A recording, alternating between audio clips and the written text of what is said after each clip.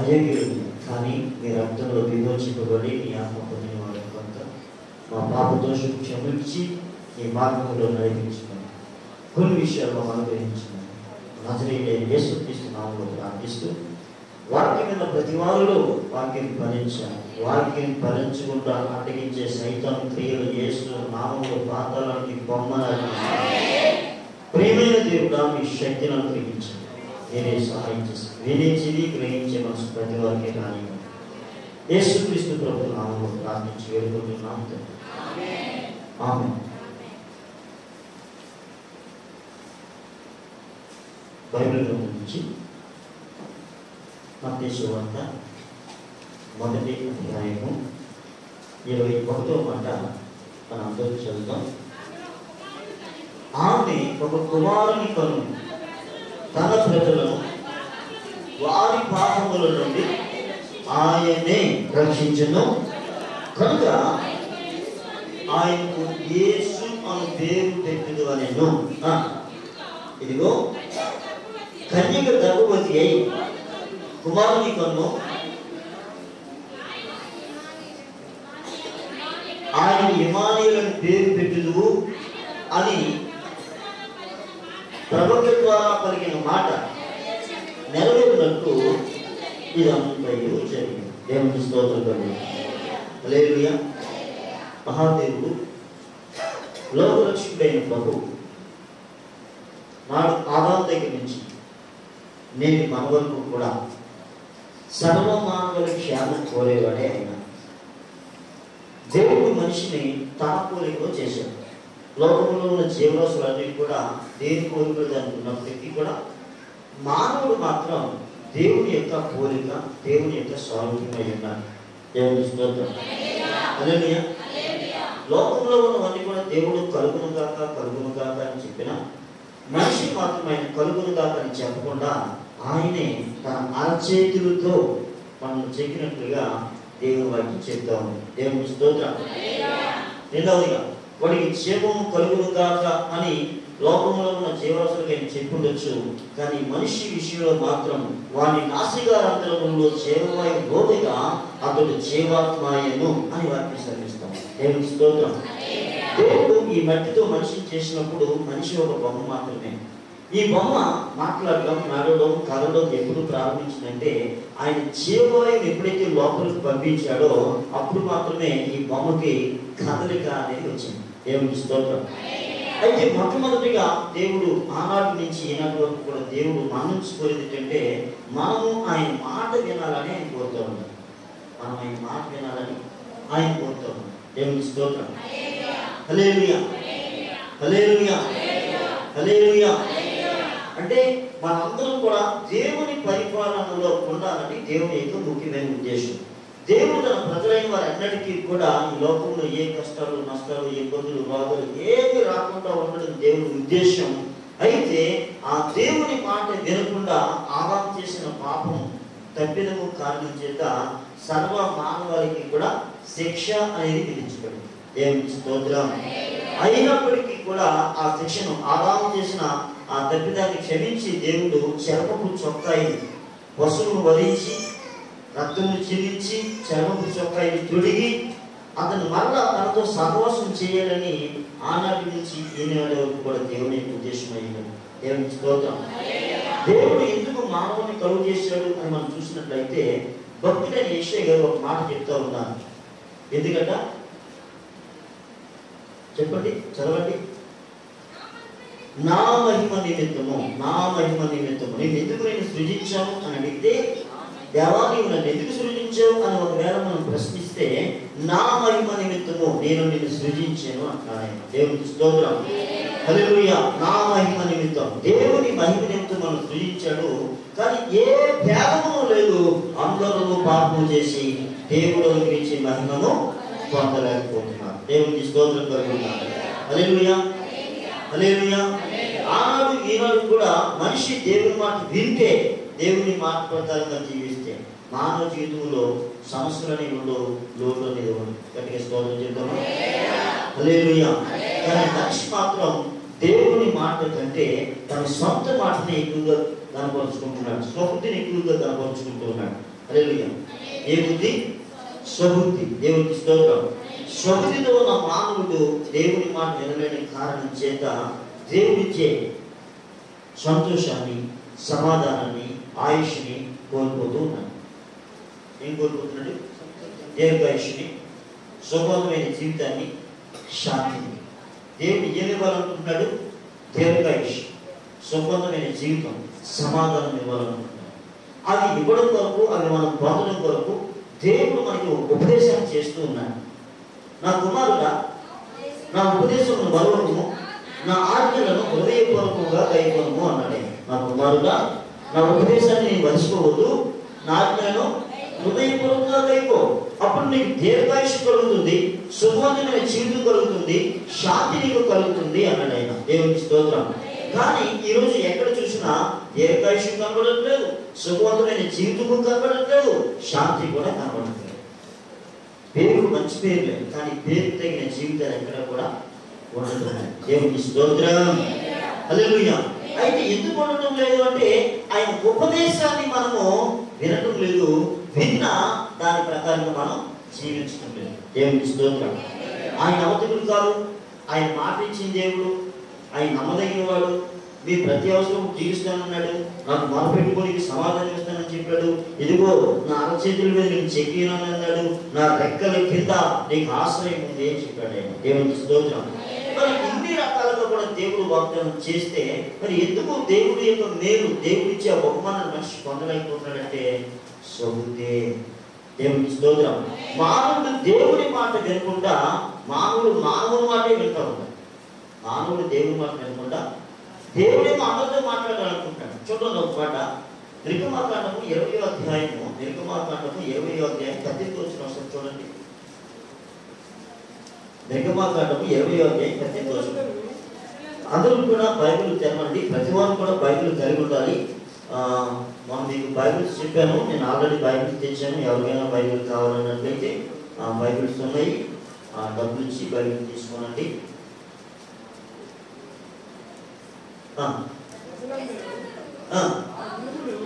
ఆ ఉరుములు, ఆ మెరుపులు, గోరధ్వనియు, పర్వత ధూమము చూచి భయపడి తొలగి దూరముగా నుంచి మోషేతో ఇట్లనిది. ఒక నిమిషం.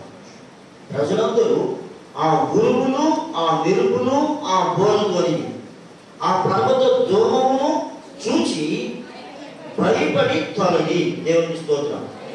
హల్లెలూయా. ఏం చూసారంటే ప్రజలు? ఉరుములు, రెండవది మెరుపులు, మూడవది గోరధ్వని, పర్వత ధూమం ఏంటి? పర్వత ధూమం ఏంటి? సాంబ్రాణి ధూమం మనకు తెలుసు కదా, తెలియదు. మరి పర్వత ధూమం ఏంటి? అది కూడా కదులుతూ ఉంది, ధూళి లేచినట్టుగా. దేవునికి స్తోత్రం. హల్లెలూయా. ఆ యొక్క భూషతం, ఆ అదిరిపాటి పర్వతం ఏమవుతున్నాయి? కదిలి ధూళిలో వేస్తాం. దేవునికి స్తోత్రం. చూడండి, ఏదైనా ఒక బాంబు వీడినప్పుడు ఏమవుతుంది? ధూళి వస్తుంది. దేవునికి స్తోత్రం. శబ్దాన్ని. అదేవిధంగా ఇక్కడ ఎవరు గుర్తున్నావు ఈ కోరులు? మనుషులు ఎవరు గుర్తున్నారా? లేదు. దేవుని సన్నిధి ఎప్పుడైతే అక్కడికి వచ్చిందో ఆర్భాటము జరిగింది. హల్లెలూయా. అంటే ఆయన రాకడనేది సామాన్యంగా లేదు. ఒక ఎమ్మెల్యేకి వస్తేనే బాంబుని వెయిట్ చేస్తూ ఉన్నారు, ఒక బొమ్మను వేయితేనే బాంబుని వెయిట్ చేస్తూ ఉన్నారు. స్తోత్రం. హల్లెలూయా. మరి మహాదేవుడు వస్తే దానికి ఎవరు పేల్చతారు? దేవుని స్తోత్రం. భూమి కదలిపోతుంది. దేవుని స్తోత్రం కలుగుతుంది. హల్లెలూయా. హల్లెలూయా. అయితే ఆయన వచ్చేటప్పుడు ఆయన కోపంతో వచ్చాడు. ఆయన కోపం ఉంది, పర్వతంలో కదిలించినట్లుగా బోరధ్వనితో, శబ్దముతో, ఉరుములు, మెరుపులు కదిలిపోతున్నమాట. అవి చూసి ప్రజలు దద్దగిలిపోయి భయపడిపోయి పారిపోయి దూరంగా తొలగిపోయి మోషే నీవు మాతో మాట్లాడు, దేవుడు మాతో మాట్లాడితే మేము చచ్చిపోతాం. అసలు దేవుడు ఎవరితో మాట్లాడుతూ అనుకుంటున్నాడు? మనుషులతో మాట్లాడుతూ అనుకుంటున్నాడు. కానీ ప్రజలకు ఏం లేదు, వినే శక్తి లేదు.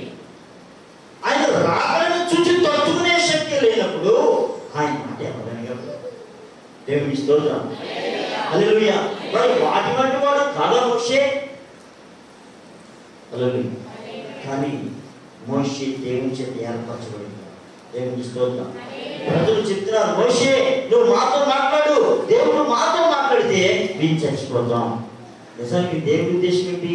అందరితో మాట్లాడాలి. దేవుని ఉద్దేశం ఏంటి? చదువుతున్నాం అన్నమాట. మోషే భయపడబడి మిమ్మల్ని పరీక్షించడమును, మీరు పాపము చేయకుంటున్నట్లు ఆయన భయం మీకు కలుగుటమును దేవుడు ఏం చేశానని ప్రజలతో చెప్పాను. దేవుని స్తోత్రం కలుగును గాక. హల్లెలూయా. రేపు ఎంతవరకు దేవుడు ఉన్నాడు, దేవుడు చెప్పాడంటే మీరు ఏదో కలవకుండా ఉన్నారు. ఆయన ఉన్నాడని, ఆయన మాట్లాడేవాడని, ఆయన వస్తే పరిస్థితి ఎలా ఉంటుందో మీరు పనుగా చూడడానికే దేవుడు వచ్చి, నా కోసం కాదు, నేను ఆయనతో మాట్లాడుతూ ఉన్నాను.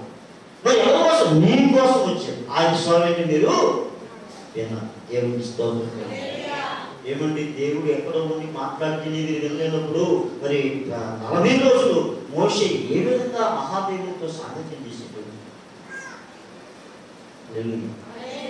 హల్లెలూయా, హల్లెలూయా. దేవుడే కనుక మనం నిలబెట్టకపోతే ఎప్పుడు కూడా దేవుని సన్నిధిలో నిలవలేదు. కానీ మనం అందరం కూడా ఎక్కడ నిలవాలని దేవుడు చూస్తూ ఉంటాడు? దేవుని సన్నిధి, దేవుని ఎదుట నిలబడాలి. హల్లెలూయా, హల్లెలూయా. దేవుని ఎదుట నిలబడితే ఆయనతో మాట్లాడతాడు. ఏం చేస్తాడే? మాట్లాడతాడు. చదవండి, యెహెజ్కేలు 2వ అధ్యాయం. నరపుత్రుడా, నీవు చక్కగా నిలబడు, నేను నీతో మాట్లాడవలనని ఆయన నాతో మాట్లాడినప్పుడు ఆత్మ నాలోనికి వచ్చి నన్ను నిలవబెట్టాను. దేవుని స్తోత్రం. ఎవరైనా నరపుత్రుడా, నేను నీతో మాట్లాడాను, నువ్వు చక్కగా నిలబడు. నేను నిల్చోవడం సరిగా లేదు, యథార్థంగా లేదు, నిజాయితీగా లేదు. నువ్వు నా దగ్గర నిల్చుంటే నేను నీతో మాట్లాడాను. హల్లెలూయా. అంటే ఇప్పుడు నువ్వు నా ముందు నిల్చోవాలంటే నీకేం అవసరము? యథార్థత అవసరం. యథార్థవంతులను బలపరచడానికి ఆయన కనుదృష్టి లోకమంతా సంచారం చేస్తాం. హల్లెలూయా. యథార్థవంతుల్ని బలపరచడానికి ఆయన కనుదృష్టి లోకమంతా సంచారం చేస్తాం. కనుక ఆయన ప్రతి వారితో మాట్లాడాలనుకుంటున్నాడు. ఆయన నరపుత్రుడు నీతో మాట్లాడాలి, నువ్వు చక్కగా నిలబడని చెప్పాడు.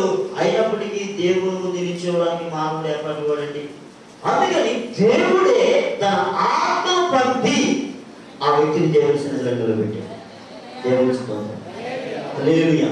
మొత్తం దేవుని ఉద్దేశం ఏంటంటే దేవుడు మనతో మాట్లాడాలి, దేవుడు మనతో మాట్లాడటం. మరి మాట్లాడుతున్నాడా అంటే మనమే ఆ స్వరం వినడానికి మన ధైర్యాన్ని చూపించలేకపోతాం. కారణం ఏంటంటే మనలో ఉన్న గొప్ప. కానీ భక్తుడు అంటాడు, ఇశ్రాయేలు, దేవుడు చెప్తూ ఉన్నాడు, నీవు నా మాట విని ఎడల ఎంత మేలు. అంటే ఏది మేలు? మానవుడు దేవుని మాట వింటే ఎంత మేలు. దేవుని స్తోత్రం కలుగును గాక. ఎంత మేలు, ఎంతో మేలు. సహోదరులు ఐక్యతో కలిగి ఉండుట ఎంత మేలు. ఏది మేలట? ఐక్యత కలిగి ఉండడం మేలు, ఆయన మాట వినడం మేలు. కనుక సాతాను రేటు చేయను, ఆయన మాట వినడు, ఐక్యత కలిగి ఉండండి. హల్లెలూయా.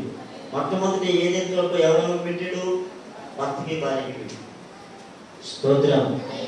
హల్లెలూయా. తర్వాత దేవునికి మానవుడికి పెట్టాడు. హల్లెలూయా. ఆ రోజు ఈరోజు సాధారణ పని 7:24 ఎప్పుడు వరకు పని చేస్తుంటారండి? 7:24 అంటే ఆదివారం నుంచి శనివారం వరకు ఆ డ్యూటీ 24 hours, 24 గంటలు పని చేస్తాం. మనం ఇప్పుడు పని చేస్తాం, మనం ఇప్పుడు దేవుడి సన్నిధికి వస్తాం. ఆదివారం నాడు 6-9 గంటల కంటే సిగ్గు లేకుండా 10:30కి, 11కి, 11:30కి. హల్లెలూయా, హల్లెలూయా. ఏమన్నా ఎన్నప్పుడు మీటింగ్ స్టార్ట్ అయిపోయిందా? అవలేదా?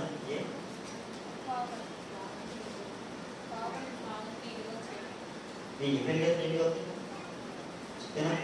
ముందైతే ఏమిటిది ఎందుకంత కంగారు పడ్డారు సిగ్గు అంటారు దేవుడి సభ్యులు ఎప్పుడైనా కంగారు పడ్డామా ఆడు ఎక్కడో వస్తున్నాడంటే కంగారు పడి బడిగిట్టారు మీటింగ్ అని దేవుడి సన్నిధికి ఎప్పుడైనా కంగారు పడి వచ్చామా ఎంత సిగ్గులేని మనం ఆడెవడో ఎమ్మెల్యే వస్తున్నాడు పారిపోయి మీటింగ్ మరి దేవుడు వస్తున్నాడు ఆయన 9 గంటలుగానే 9 గంటల గురించి కూర్చున్నాడు ఆయన మరి మనం ఎప్పుడు వచ్చాం ఏంటి సార్ చెప్పినా చెప్పిందే చెప్పరా పాడిందే పాడరా పాచిపల్లా నీకు అలవాటు అయిపోయింది నాకు అలవాటు అయిపోయింది కానీ నా అలవాటు కాదు హెచ్చరిక ఎందుకంటే నా పనంతా అదే స్తోత్రం చెప్పారు ఎవరు ఎంతగా విన్నారో ఎంతగా వెళ్ళారో చూస్తున్నాడు ఆయన స్తోత్రం చెప్పారు ఎందుకంటే ఆయన ఒక మాట చెప్పాడు నువ్వు వినినా వినకపోయినా చెప్పాను ఏమన్నాడు మన పిల్లలు తీసుకొచ్చి ఆయన అది మాట్లాడిన మాటలే ఎందుకు ప్రభా ఈ పిల్లలు పంపించుకున్నాను ఇంకేవురు లేదని నేను అడిగితే ఆయన చెప్పి మాటదే ఎవరికి చెప్పాను మాకు చెప్పినా వేసుకెళ్ళినాను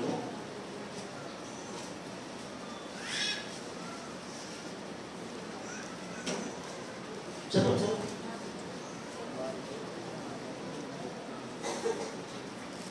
పర్లేదా ఏమి చేయరు నా పుత్రుడా నా మీద తిరుగుబాటు చేసిన జనులు ఎందుకు ఇశ్రాయేలీయుల ఎందుకు నేను పంపుచున్నాను వారి పెద్దలను నేటి వరకును నా మీద తిరుగుబాటు చేసిన వారు సిగ్గుమాలిన వారు కఠిన హృదయులై ఉన్నారు వారి ఎందుకు నేను నిన్ను పంపుచున్నా వారు తిరుగుబాటు చేయవారు కనుక వారు వినినను వినకపోయినను తమ మధ్య ప్రవక్త ఉన్నాడని వారు తెలుసుకున్నట్లు ప్రభువు యెహోవా ఇలాగ సెలవిచ్చుచున్నాడని నీవు వారికి ప్రకటింపవలెను నరపుత్రుడా బ్రహ్మదండి చెట్లలోను మొండ తుప్పులలోను తిరుగుచున్నావు పేద మధ్య నివసించుచున్నావు అయినను ఆ జనులకు భయపడకుము నీ మాటలకు వారి మాటలకు భయపడకుము వారు తిరుగుబాటు చేయవారు వారికి భయపడకుము వారు తిరుగుబాటు చేయవారు కనుక వారు వినినను వినకపోయినను నీ సెలవిచ్చిన మాటను నీవు వారికి ఎప్పుడు చెప్పాను చూద్దాం ఈ మాట నేను కొన్ని సంవత్సరాల కింద చెప్పాను చాలా మంది ఇప్పుడు చెప్పాను అనుకో 15 సంవత్సరాల కింద చెప్పాను 18 సంవత్సరాల కింద చెప్పాను ఆ మాటలు పంపించాను స్తోత్రం వారు వినరు అని దేవుడు చెప్పాడు కానీ అక్కడికే పంపించడానికి చెప్పాడు అలాగే వారి నుదురు కంటే నీ నుదురు చెంగుముగినట్టుగా చేస్తానని చెప్పాడు వారి ముఖము వలనే నీ ముఖమును కఠినమైనదిగా నేను చేసేది వారి నుదురు నుదుటి వలనే నీ నుదురును కఠినముగా చేసేది నీ నుదుటిని చెంగుముగి రాటిగా చెంగుముగి రాతి కంటే కఠినంగా చేస్తాడు అది హల్లెలూయా ఎల్లప్పుడు నన్ను సేవలు తీసుకొచ్చినప్పుడు దేవుడు చెప్పిన మాట హల్లెలూయా ఎంత కఠినంగా చేస్తానన్నాడు లేకపోతే నన్ను ఎప్పుడో చేసేసింది యెహోవా నీకు నాకు తోడై ఉండని ఎడల ఈ జనులు ఏనాడో నన్ను ఉరికి వేసుకుందరు అన్నాడు దావీదు దావీదుకి ఎవరు తోడై ఉన్నాడట దేవుడు లేకపోతే ఇప్పుడు చేశాడు దావీదు నన్ను కూడా అంతే స్తోత్రం హల్లెలూయా హల్లెలూయా కనుక మీరు వినినా వినకపోయినా నేను చెప్తాను ఎందుకంటే ఒక రోజు వస్తుంది తీర్పు దినం ఆ రోజు నేను నిల్చోవాలి దేవునికి స్తోత్రం చెప్తాను హల్లెలూయా కనుక దేవుడు మన నుంచి కోరే మాట, ఇశ్రాయేలు నీవు నా మాట వింటే ఎంత మేలు అన్నాడు ఆయన. దేవునికి స్తోత్రం. వింటే మనకి ఎన్ని మేలులు? అన్ని మేలులే, ఒకటి కాదు రెండు కాదు, బ్రతుకంతా మేలే. దేవునికి స్తోత్రం. కానీ ఇశ్రాయేలు ప్రజలు దేవుడు మాట్లాడలేదు. క్రీస్తు రక్తంలో విమోచింపబడిన మనము కూడా దేవుని మాట వినలేదు. హల్లెలూయా. ఇది ఈరోజు కాదండి, మనం అప్పుడే కాదు, పూర్వకాలం నుంచి కూడా ఇదే పరిస్థితి. దేవుని స్వహస్తాలతో తయారు చేయబడిన ప్రతి మానవుడు అలాగే చేశాడు. క్రీస్తు రక్తంలో విమోచింపబడిన మనము కూడా అలాగే చేస్తాము. మీకు ఎగ్జాంపుల్ మీకు చూపిస్తాను నేను. దేవుని స్తోత్రం. న్యాయాధిపతులు 3వ అధ్యాయము 9వ వచనం ఒకసారి చూడండి. న్యాయాధిపతులు 3వ అధ్యాయం 9వ వచనం. ఇశ్రాయేలీయులు యెహోవాకు మొరపెట్టగా యెహోవా కాలేబుకు తమ్ముడైన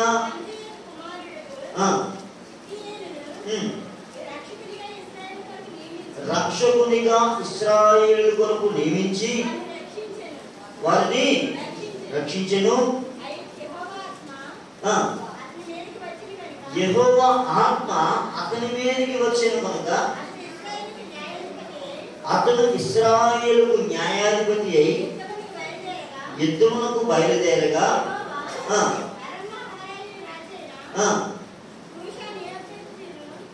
చదువు పర్లేదు.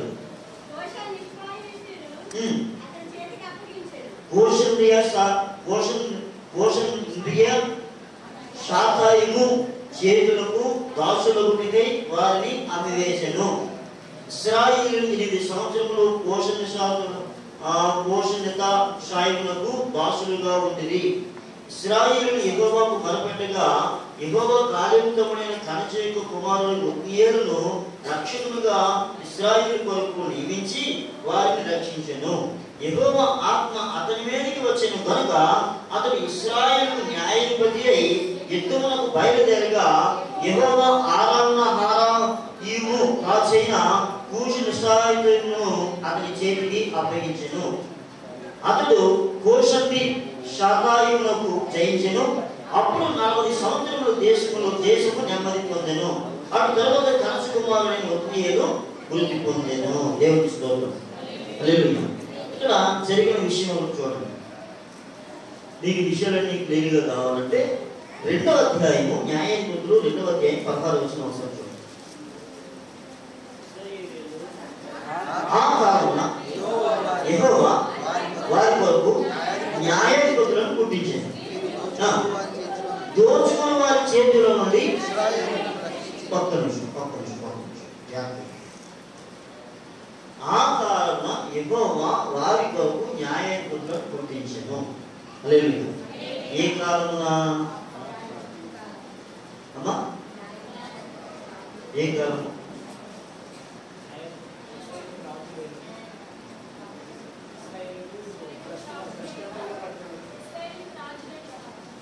చూడండి, ఐగుప్తు దేశంలో ఉన్న ఇశ్రాయేలీయులను మోషే ద్వారా దేవుడు తీసుకుని వచ్చాడు. వారికి కొన్ని ఖండాలు చెప్పాడు, కొన్ని విధులు చెప్పాడు, అవన్నీ పాటించాలని చెప్పాడు. మోషే టైం అయిపోయి మోషే వెళ్ళిపోయినప్పుడు మోషేతో దేవుడు చెప్పాడు, ఇదిగో నీకు బదులుగా ఎవరిని? యెహోషువని, నూను కుమారుడు యెహోషువని అభిషేకించు అన్నాడు. అంటే మోషే స్థానం ఎవరికి వచ్చిందంటే మోషే పరిచారకుడైన నూను కుమారుడైన యెహోషువకు ఆ స్థానం వచ్చింది. ఇప్పుడు నూను కుమారుడిని యెహోషువ ప్రజలందరినీ నడిపిస్తూ ఉన్నాడు. యెహోషువ కాలం కూడా అయిపోయి యెహోషువ కూడా చనిపోయింది. అంటే ఇప్పుడు ప్రజలు ఎలా ఉన్నారంటే విచ్చలవిడిగా ఉన్నారు. వారికి నాయకులు లేవు. ఎక్కడికైనా వెళ్ళాలి, ఏదైనా చేయాలి, ఏదైనా మాట్లాడాలి, ఏదైనా ఒక కార్యం ఆరంభించాలి అంటే దానికి ఒక సలహాదారు, ఒక నాయకుడు కావాలి. ఎవరు కావాలి? ఒక నాయకుడు కావాలి. ఇప్పుడు వీరికి నాయకులు లేరు. మోషే కాలంలో మోషే నాయకుడిగా ఉన్నాడు, యెహోషువ కాలంలో యెహోషువ నాయకుడిగా ఉన్నాడు. ఇప్పుడు వీరికి ఎవరు లేరు? నాయకులు లేరు. నాయకులు లేని జనులు ఎలా ఉంటారు అంటే యేసు ప్రభువు చెప్పారు, వారు కాపులు లేని గొర్రెల వల్లే విసిగి చెదరినందున వారి మీద కనికరపడి అన్నాడు. దేవుని స్తోత్రం. అంటే నాయకులు లేని జనులు చెడిపోయేవారిగా ఉంటారు. వారికి ఒక మంచి చెడ్డ మర్యాద క్రమం అడ్డగాడిలా ఉంటారు తప్ప వారి జీవితంలో ఏది కూడా కరెక్ట్గా ఉండదు. స్తోత్రం. నాయకులు లేవు. తల్లిదండ్రులైన పిల్లలు ఎలా ఉంటారు? ఇప్పుడు చాలా మంది ఇతర దేశాల్లో తల్లిదండ్రులు ఉంటా ఉన్నారు, పిల్లలు ఎక్కడ ఉంటా ఉన్నారు. ఈ పిల్లల పరిస్థితి ఎలా ఉంటుందంటే వెచ్చలవిడిగా ఉంటుంది. అమ్మ బాబు డబ్బులు పంపిస్తూ ఉంటారు, వీళ్ళు ఊరి మీద బలాదులు తిరుగుతూ ఉంటారు. అచ్చోసి నాపోతున్నారు. ఎప్పుడు చూసి అచ్చోసి నాపోతున్నారు ఎక్కడ చూసి నేను అడిగింది అచ్చోసి నాపోతు చూసేవాళ్ళు అడిగింది. ఎక్కడ చూసేవాళ్ళు అడిగా కరెక్ట్గా చెప్పు. నువ్వు చూడలేదు, అది చూడలేదు, అలాగే చెప్పాలి. చూడలేదని చెప్పాలి. నువ్వు అక్కడ తోట తిరుగుతుంది, నేను అచ్చోసి నాపోతాను. స్తోత్రం. హల్లెలూయా. మీకు ఎక్కడ పడితే ఎక్కడ కాకినాడ మార్కెట్లు ఎక్కడ పడితే అక్కడ కనపడతాయి. దానికి చెక్కు ముద్ర ఉంటుంది, ముద్రతో ఒక ముద్ర ఉంటుంది. దాని దేవుడికి ఎవడు పట్టుకెళ్ళి కట్టుకోడు కూడా పట్టుకెళ్ళి దానికి అన్ని వెంట ఉంటారు. హల్లెలూయా. చూసాం తర్వాత తిరగడమే. దానికి అమ్మ బాబు ఎవరు లేదు, ఎవరు కక్కరు, ఎక్కడ పడుకుంటుందో తెలుసు, ఎక్కడ తింటుందో తెలుసు, అన్నీ కానీ. స్తోత్రం. దానికి ఎవరు లేదు, యజమాని. హల్లెలూయా. యజమాని లేడు. ఎవరైనా అడిగారు ఇలా ఏమంటారు స్వామి చెప్పేవాళ్ళు చెప్తారు. చెప్పండి, నేను అందరినీ అడుగుతాను. ఎలా ఉన్నామా నాన్న ఉండాలి, నాన్న చెప్పాలి, నాన్న చెప్పలేదు. ఎలా ఉంటామా? మన ఇష్టం, మన ఇష్టం. హల్లెలూయా. అంటే అచ్చోసి నామోతులని పేరు వచ్చింది కానీ అలా ఉంటారు. యేసుప్రభువు వారు కూడా చూసి ఏం చేశారు? అయ్యో అని కనికర పడ్డాడంట. వారికి ఎవరు లేరు? కాపురి లేడు, నాయకుడు లేడు, వాడిని మంచి మార్గంలో పెట్టే నాయకుడు లేడు. హల్లెలూయా. మనకు మంచి వస్తుంది ఎంత మేలు అన్నాడు కీర్తనకారుడు. ఆ దినాల్లో ఎవరు లేరట? యేసుప్రభువు వారు భూమి మీద వచ్చే వరకు దేవునికి మానవునికి మధ్యవర్తి లేడు. యేసుప్రభువు భూమి మీద వచ్చే వరకు మానవునికి దేవునికి మధ్యవర్తి లేడు. అందుకే అపోస్తలుడైన పౌలు తిమోతికి రాస్తూ ఈ మాట చెప్తాడు. ఏమని? దేవుడు ఒక్కడే, దేవుడికి నరులకు మధ్యవర్తి ఒక్కడే, ఈయనే క్రీస్తు యేసు నరుడు. ఈయన అందరి కొరకు విమోచన క్రయముగా తనను తానే సమర్పించుకొనెను. ఎలా సమర్పించుకున్నాడంట? విమోచన క్రయముగా తనను తానే. ఎందుకని? దేవుడికి నరులకు మధ్యవర్తిగా వచ్చాడు. దేవుడు ఎలా ఉంటాడో మనకు తెలియదు కానీ దేవుని మార్గాన్ని చూపించిన వాడు ప్రభు అయిన యేసుక్రీస్తు. దేవునికి స్తోత్రం. యేసు ప్రభు రాకముందు ప్రజలు ఎలా ఉన్నారు? కాపురి లేని గొర్రెలు మరి. దేవునికి స్తోత్రం. హల్లెలూయా. ఎక్కడికి వెళ్ళాలో ఏం చేయాలో ఏమీ తెలియదు. దేవునికి స్తోత్రం. ఎవరి విషయంలో ఉంటుంది? నా విషయం చూద్దాం. నేను ఎవరినంటే ఒక అచ్చోసిన ఆపూర్ణని కోరమైనా నాకు చెప్పి చెప్పిన కులం పక్షంగా మాట్లాడేవాడు ఎవరైనా ఉంటే ఉండొచ్చు తప్ప బాబు ఇది మంచిదని చెప్పి వెళ్ళాడు. తాగితే నాతో కూడా తాగే వాళ్ళు ఉన్నారు, తాగి వాళ్ళు నన్ను తాగించే వాళ్ళు ఉన్నారు. కులం గొప్పతాం మరి. మనం మోసం కలిగి ఉండాలి, దేశం చెప్పాలి. కానీ ఇది తప్పుడు మార్గం అని చెప్పేవాడు ఎవడు లేడు. చెప్పడానికి ఎవరు సరిపోడు. ఎందుకంటే అందరూ పరిమాణంలో లేదు. అందరూ ఏకముగా పాపం చేసి దేవుడు మహిమను పొందలేక ఏకముగా పరిమాణం వారు అయ్యారు అన్నాడు ఆయన. దేవుని స్తోత్రం కలుగుతారు. హల్లెలూయా. ఒకసారి మనం ఆలోచన చేద్దాం. ఇంట్లో ఉన్న మనం అందరం ఆలోచన చేద్దాం. ఒకవేళ మన జీవితంలో యేసుక్రీస్తు అనే కాపురి రాకపోతే, మనకి దైవజనుడు లేకపోతే మనం ఎలా ఉంటాం? ఒకసారి ఆలోచించండి. ఒక అడ్రస్ ఉందా? ఒక భయం ఉందా? ఏమో. దేవునికి స్తోత్రం. ఎవరి ఇష్టం వారిది. ఇశ్రాయేలీయులు కూడా ఎప్పుడైతే యెహోషువ వెళ్ళిపోయాడో, ఆయన కాలం అయిపోయిందో, మోషే ఉండగా దేవుడు చెప్పాడు, మోషే ఇది వెళ్ళిపోతావు, ఇదిగో నీకు బదులుగో నీ పరిచారకుడైన నూరు కుమారుడైన యెహోషువను అభిషేకించాడు. ఆయన కృతజ్ఞతలు చేసి ఆయన వెళ్ళిపోయిన తర్వాత ఇప్పుడు వారికి నాయకుడు. అప్పుడు దేవుడు కనికరించి, అయ్యో నా జనులు నా స్వరూపంలో పుట్టిన వారు, నా స్వహస్తంతో చేయబడిన వారు, వీరి నాశనం కాకూడదు అని చెప్పి వారికి ఎవరు పుట్టించాడట? న్యాయాధిపతులను. ఆ మాసమమ్మా 2వ అధ్యాయము. వారి కొరకు న్యాయాధిపతులను పుట్టించెను. దేవునికి స్తోత్రం. హల్లెలూయా. అంటే మొత్తం మీద ప్రజలకు ఎవరు కావాలి? నాయకుడు కావాలి. హల్లెలూయా. ప్రజలకు ఎవరు కావాలి? నాయకుడు కావాలి. స్తోత్రం. తిట్టేవాడు కావాలి. ఎవరు తిట్టేవాడు కావాలి, మీకు మెచ్చుకునేవాడు కావాలేమో, ఒక తిట్టేవాడు కావాలని మేము కోరుకుంటున్నాం. స్తోత్రం.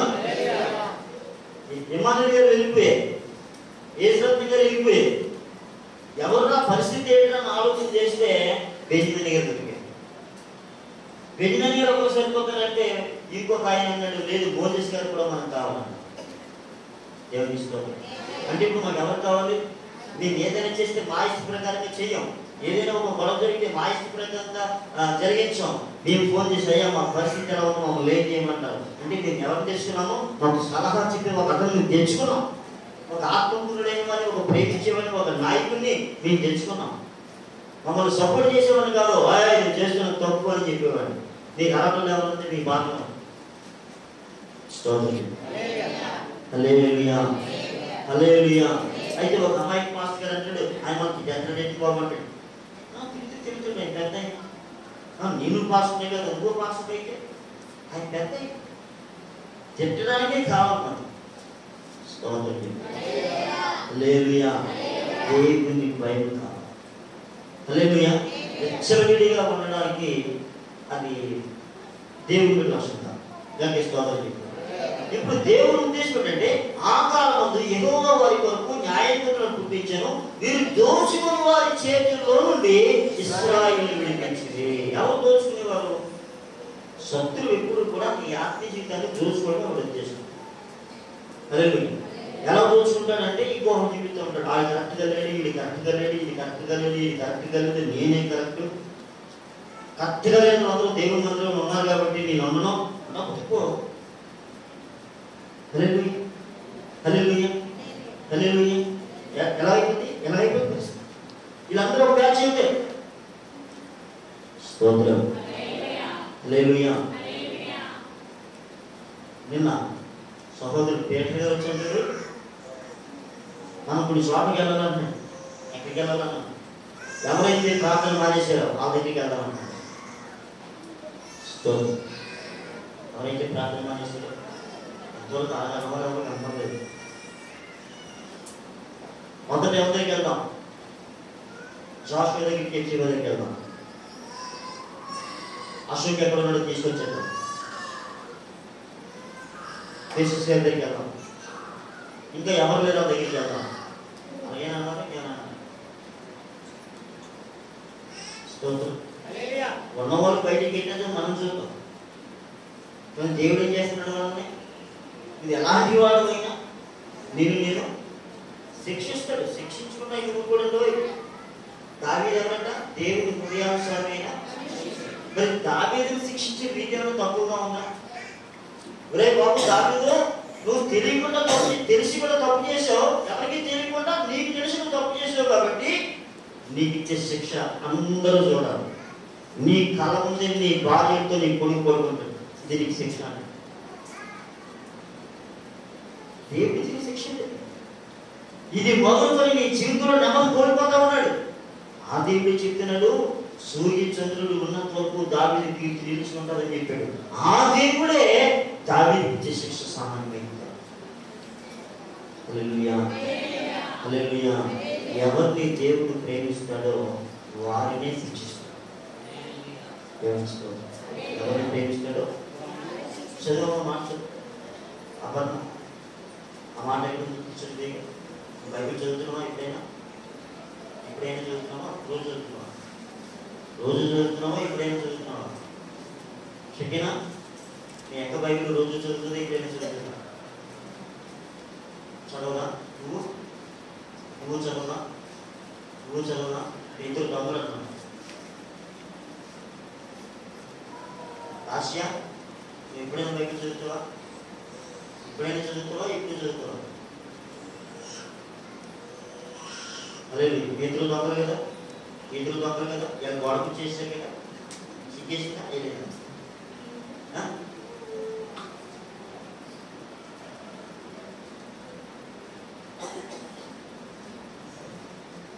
ఇవాళ గొడవ చేతికేసాం. ఎందుకు అప్పించలేదు? ఎందుకు అప్పించలేదు?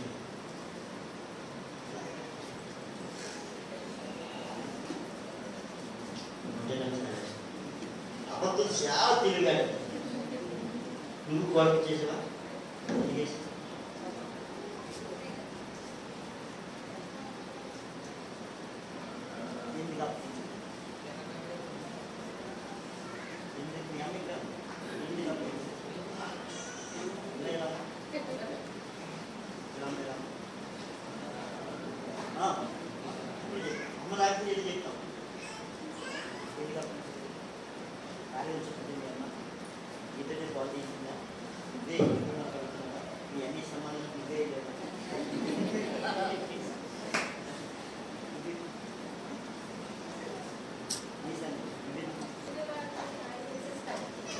రిఫరెన్స్ చదవమని చెప్పాను, అందుకే తీసుకురా. నా కుమారుడా యెహోవా శిక్షను చదువుతున్నాను ఇక్కడ చదువుతున్నాను. ఆయన గద్దించినప్పుడు విసిగిపోవద్దు. తండ్రి తనకి ఇష్టడైన కుమారుని గద్దించే రీతిగా యెహోవా తాను ప్రేమించిన వారిని గద్దించును. దేవుని స్తోత్రం. ఎవరిని? పగవాడు లెక్కలేని ముద్దులెట్టాడట. పగవాడు లెక్కలేని ముద్దులెట్టాడట. ప్రేమించేవాడు ఏం చేస్తాడు? లాగి కొట్టడం. ఏది మంచిది అంటారు? లాగి పెట్టుకోవడమే స్తోత్రం.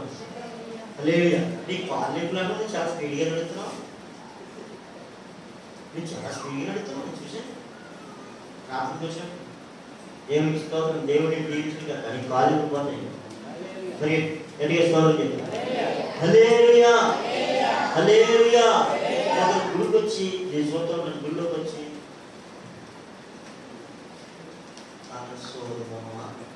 గుణంతో బాగా తిరుగుతావా? ఇక్కడ రుచిమొహంగా వేసేస్తావా? ఏంటి ఎక్సం తప్ప దేవుడికి గుణంతో బాగా తిరిగేస్తావు. మండిపోతుంది నిజంగాను. దేవుని సన్నిధికి కృతజ్ఞతాస్తులు చెల్లించుకుంటూ కీర్తనలు పాడుకుంటూ దేవుడు స్తోత్రం. అంతేగాని ఈ శ్లోకమని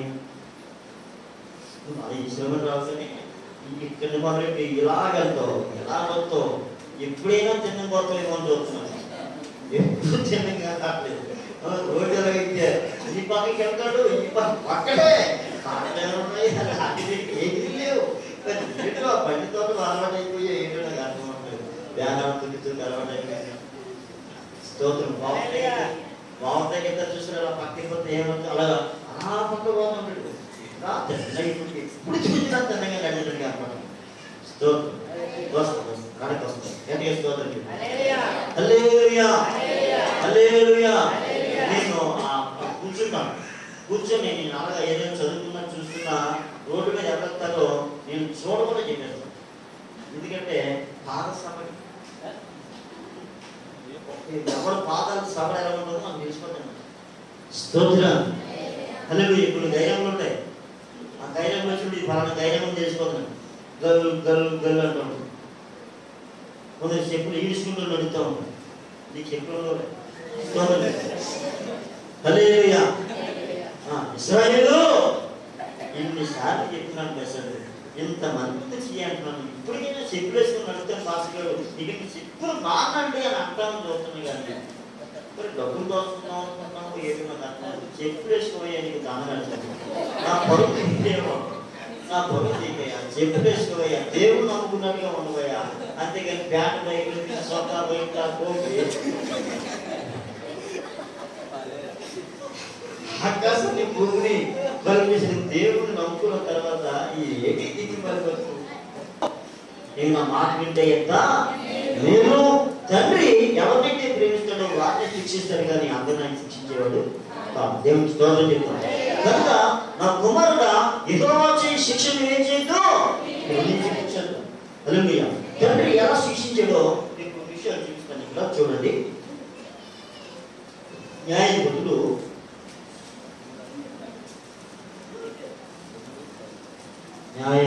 మీరు చదివిన అధ్యాయమే 19 చదవండి. 2:19.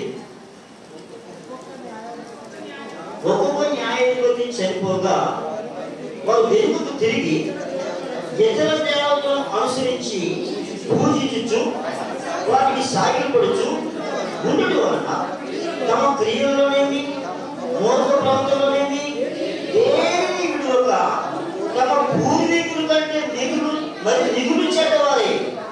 కాబట్టి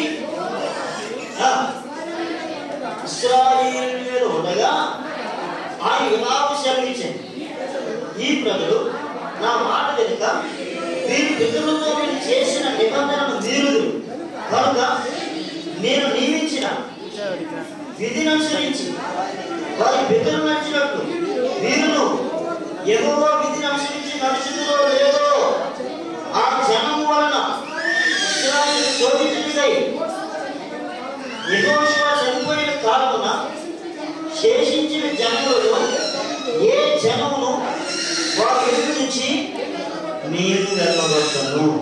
దేవుని స్తోత్రం. ఇక్కడ పరిస్థితిని అర్థం చేసుకోండి. దేవుని ప్రజలైన ఇశ్రాయేలు కొరకు దేవుడు ఎవరిని ఏర్పాటు చేశాడు? న్యాయకులను ఏర్పాటు చేశాడు. అంటే వాళ్ళకి మంత్రి చెడ్డ చెప్పే నాయకుడిని ఏర్పాటు చేశాడు. అలా ఏర్పాటు చేసిన తర్వాత దేవుడు తన ప్రజలను ఎక్కడికైనా పంపించాలనుకున్నప్పుడు, ఎక్కడికైనా ఉంచాలనుకున్నప్పుడు, ఉదాహరణకి ఐగుప్తు దేశంలో ఉన్న ఇశ్రాయేలుని కానానికి తీసుకుని వెళ్ళాలనుకున్నాడు దేవుడు. ఎవరితో చెప్పాడు? ఆయన అబ్రహాంతో చెప్పాడు, నీ సంపత్తి వారిని నేను తీసుకుని వస్తాను అని చెప్పాడు. వినాలి, ప్రశ్నలు అడుగుతాను చెప్పాలి. సంపత్తి వారిని తీసుకుని వస్తాను అని చెప్పాడు. చెప్పిన మాట ప్రకారంగా దేవుడు ఏం చేశాడంటే 430 సంవత్సరాల తర్వాత అక్కడికి తీసుకుని వెళ్తున్నాడు. వెళ్ళేటప్పటికి అబ్రహాం గారు వచ్చేందుకు స్థలం ఖాళీగా ఉంది కదా, ఉండదు కదా. 400 సంవత్సరాలు కింద చేసిన వాగ్దానం అది. ఈ 400 సంవత్సరాలతో కొన్ని లక్షల మంది అవుతారు. కాబట్టి ఆ స్థలంలో దేవుడు ఉన్నారు. ఎవరున్నారు? 7 జాతుల ప్రజలు ఉన్నారు. ఎన్ని జాతులు? 7 జాతుల ప్రజలు ఉన్నారు. హిందీలు, హిందీలు, యోగిషీలు, కనానీయులు, గిర్గాషీయులు, ఇలా 7 జాతుల ప్రజలు ఉన్నారు. అయితే ఆ స్థలం ఏమిటి? అబ్రహాం. ఎందుకంటే అబ్రహాం దేవుడు వాగ్దానం చేసేసాడు, ఆ స్థలం నీది, ఈ స్థలం నేను ఇస్తానని. కానీ అబ్రహాం వెళ్ళిపోయాడు. 400 సంవత్సరాలు అయిపోయింది. పిల్లలు వచ్చారు, పిల్లలు సంతానం వచ్చింది. వీళ్ళు అక్కడికి వెళ్ళి మాదేంటో పంపారు. మాదేంటో ఏం చేశారు? ఏం చేశారు? ఐగుప్తు నుంచి బయటకు ఎరగలము మనం వచ్చావు, మీరు 400 సంవత్సరాలు ఇక్కడ ఉన్నామంటారు. అలా మాట్లాడుకుంటూ ఉండాలంటే దేవుడు ఏం చేయాలి? అసలు నాకు చోటే లేకుండా అక్కడి నుంచి దేవుడు వారిని తరివేసి ఆ స్థలానికి వెతికి ఇస్తారని చెప్పారు. అంటే ఆటలేకడం, తోటలైనా, ఇల్లులైనా ఇవన్నీ కూడా దేవుడు తన ప్రజల కొరకు వాచి కట్టించి వీళ్ళకి ఇచ్చేసి వారికి తరివేసింది. అది దేవుడి ఉద్దేశం. అదే దేవుడు ఎప్పుడైనా మనకి ఏదైనా ఇవ్వాలి అనుకున్నప్పుడు అక్కడ మనం అడ్డగించేది ఏమి ఉండకూడదు. దేవుడి ప్రజలకు విరోధమైన ఏదైనా వండుకోవద్దు. ఒకవేళ అక్కడ ఉండే దేవుడు చెప్పాడు, మీరు అక్కడికి వెళ్ళిన తర్వాత అక్కడి నుంచి వారిని తరివేయండి. వారు మీతో ఉండకూడదు, మీరు వారితో కలవకూడదు. మీతో వారితో మీరు కలవకూడదు. మీరు ప్రత్యేకించబడిన వారు, మీరు ప్రత్యేకమైన జనం అని చెప్పాడు. అయితే కొన్నిసార్లు కొన్ని రకాల బొమ్మలు వస్తూ ఉంటాయి. పోలేదు, ఉంటే ఉండదు, మనకేం వస్తాం, ఆ దారి అదే, మన దారి మందే అన్నట్టుగా లేదు. మనకు అలా ఉంటుంది. కానీ అక్కడ పరిస్థితి అలాగా దేవుడికి తెలుసు, ఎవరు ఎలాంటి వాళ్ళు, ఎక్కడ ఏం చేయాలో దేవుడికి తెలుసు. హల్లెలూయా. కనుక దేవుడికి వీళ్ళకి ఇచ్చిన శిక్ష ఏంటంటే, ఎవరిని వెలపట్లేదు, అక్కడే వచ్చేట ఈ నా ప్రజలు వెళ్ళి వాళ్ళకు కలుస్తారు, కలగా చూద్దాం. హల్లెలూయా. కలుస్తారు, కలగా చూద్దాం అనుకున్నాడు. అన్నట్టు దేవుడు దూరంగా ఉన్నాడు, ఏ న్యాయాధిపతి లేడాడు. ఇప్పుడు వీళ్ళు ఏం చేశారు అని చూస్తే చూడండి, 4వ వచనం చదువుతాం. 3:4.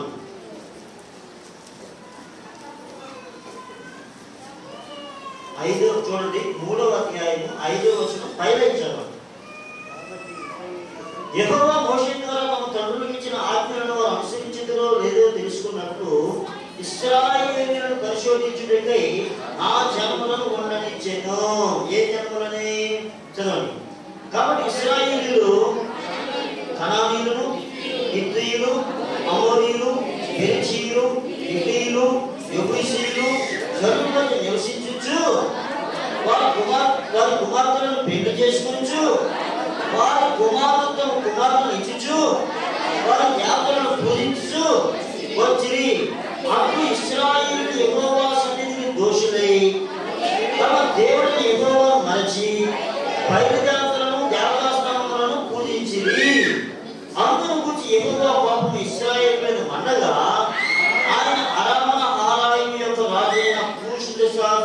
చేతులకు దాసులకు వెళ్ళి వారిని అమ్మివేసెను.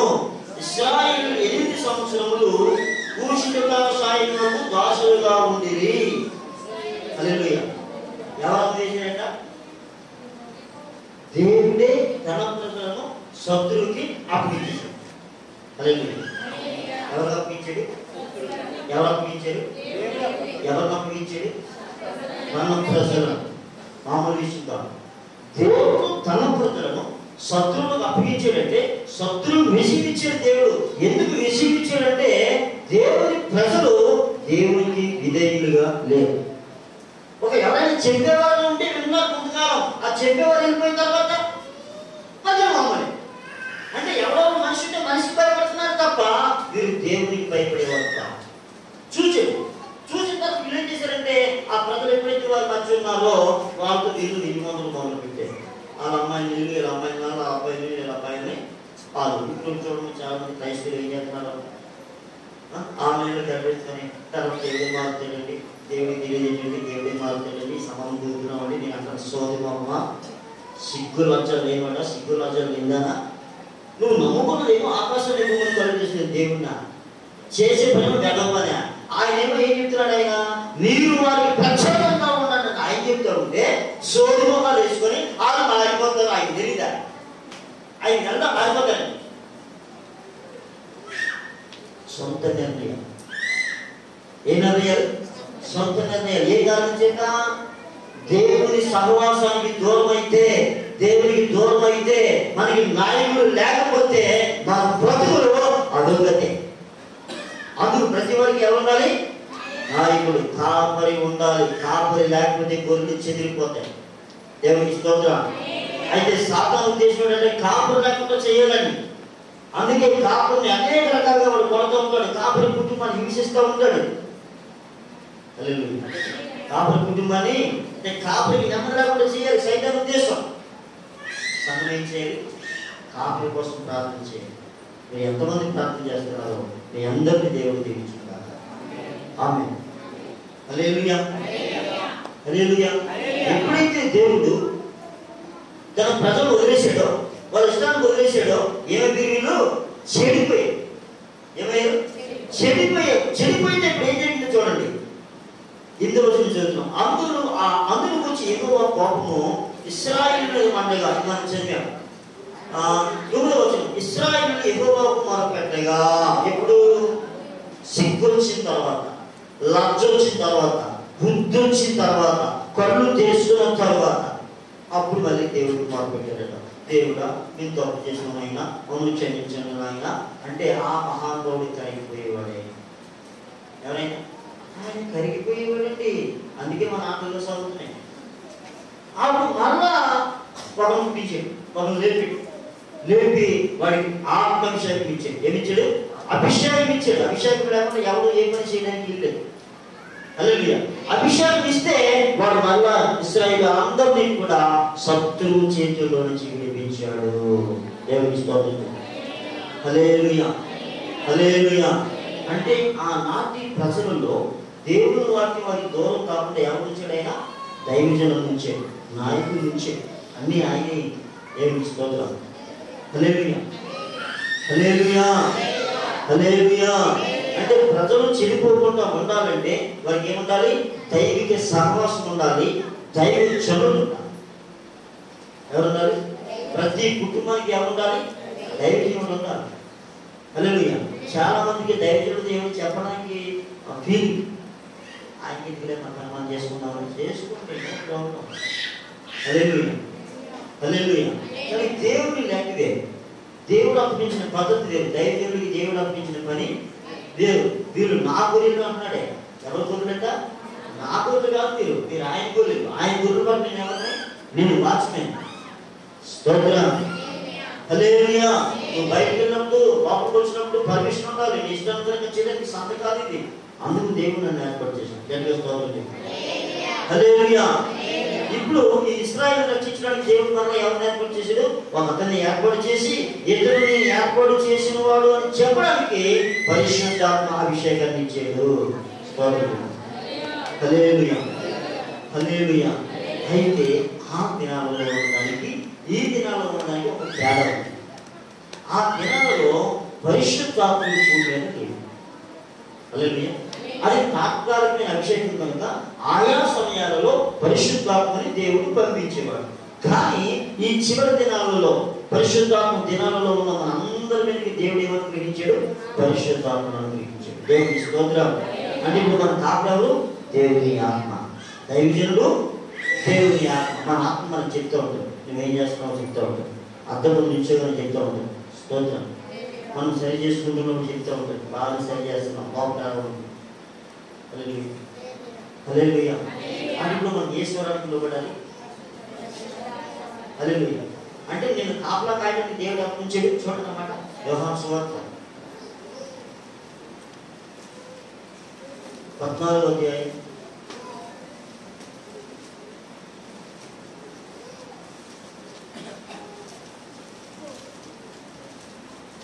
15వ వచనం.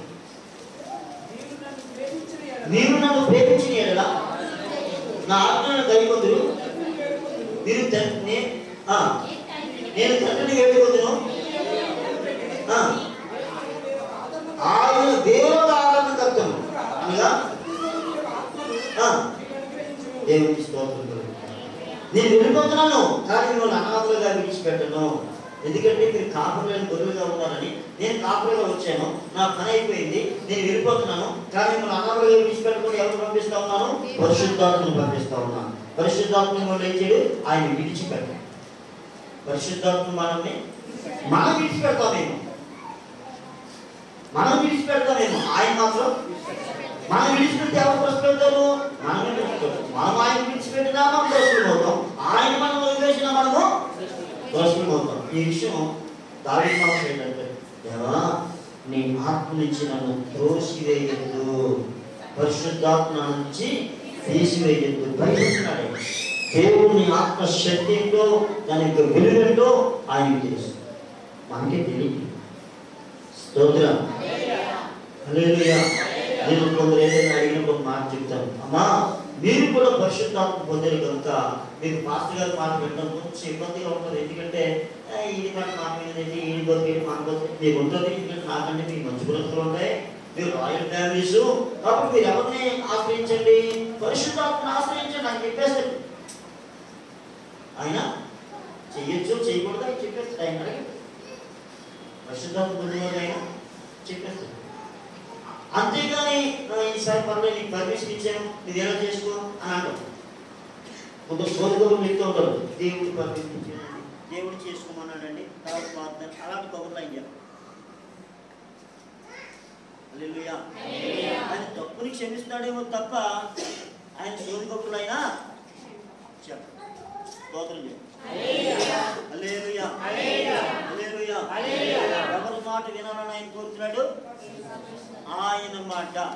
ఇశ్రాయేలు నీవు నా మాట వినిన యెడల ఎంత మేలు.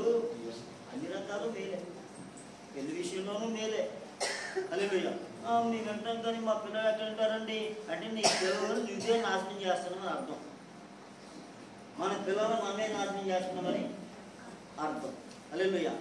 దేవుని పట్ల భయము భక్తి కలిగిన ఏ తల్లి అయినా ఏ తండ్రి అయినా ఎవరైనా కానీ పిల్లలని దేవుని మాట వినేవారిగా చేయాలి తప్ప వాళ్ళు ఇష్టమాలు చేసుకుంటారులే, వాళ్ళు తిరుగుతుంది, వాళ్ళకి ఏం తిరుగుతుంది, నాశనం అయిపోయిన తర్వాత. స్తోత్రం. హల్లెలూయా. మన చిత్తము కాదు కానీ ఎవరి చిత్తం జరగాలి? యేసుప్రభువు వారు ఏం చెప్పారు? నా చిత్తము కాదు నీ చిత్తం. ఆయన అడిగాడు, ప్రభువా నీ చిత్తమైతే ఈ గిన్నె తొలగించు అన్నాడు. కానీ మరలా చెప్పాడు, నా చిత్తము కాదు నీ చిత్తమే జరుగును కాదు. హల్లెలూయా. మనందరి పట్ల ఎవరి చిత్తం జరగాలి? దేవుని చిత్తమే జరగాలి. దేవునికి స్తోత్రం. దేవుడు మాట ఇచ్చాడు, తన ప్రజల్ని విడనాడని మాట ఇచ్చాడు. ఆకాశం భూమి గతించిన నా మాట మాత్రం ఆయన విడిచిపెట్టే దేవుడు కాదు. ఆయన ఆశ్రయించిన వారందరినీ కూడా ఆయన ఉన్నతంలో ఉంచే దేవుడు. స్తోత్రం చెప్తారు. అలా బాగాలేద్దామా?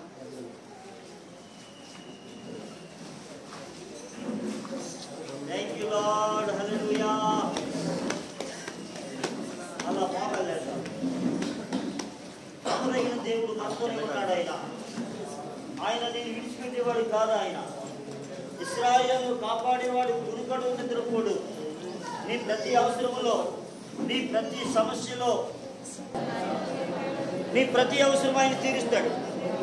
ఒకే ఒక మాట, అయ్యా నేను పాపిని, నన్ను క్షమించండి ప్రభా, నన్ను నీ బిడ్డగా నడిపించండి ప్రభా, నన్ను నీ బిడ్డగా నడిపించండి ప్రభా.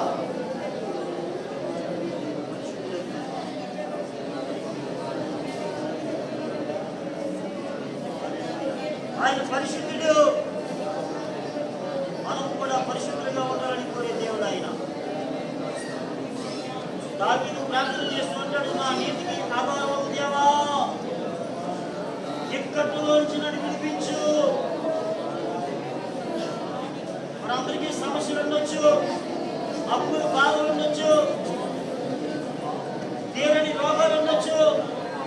ఆయన మాట వింటే, ఆయన మాట సెలవిస్తూ ఉంది, నీకు మేలు కలుగును గాక, నీకు స్వస్థత కలుగును గాక, నీకు అనుకున్నట్టే జరుగును గాక. ఆయన దగ్గర ప్రత్యేకం. హల్లెలూయా, హల్లెలూయా. ఎటువంటి ఇబ్బందుల్లో నీవున్నా, ఎటువంటి రెండు సమస్యల్లో నీవున్న వాగ్దానం దేవుని దగ్గర ప్రమాణం చేయండి, ప్రభావం క్షమించండి, నేను నీ చిత్తము చేస్తా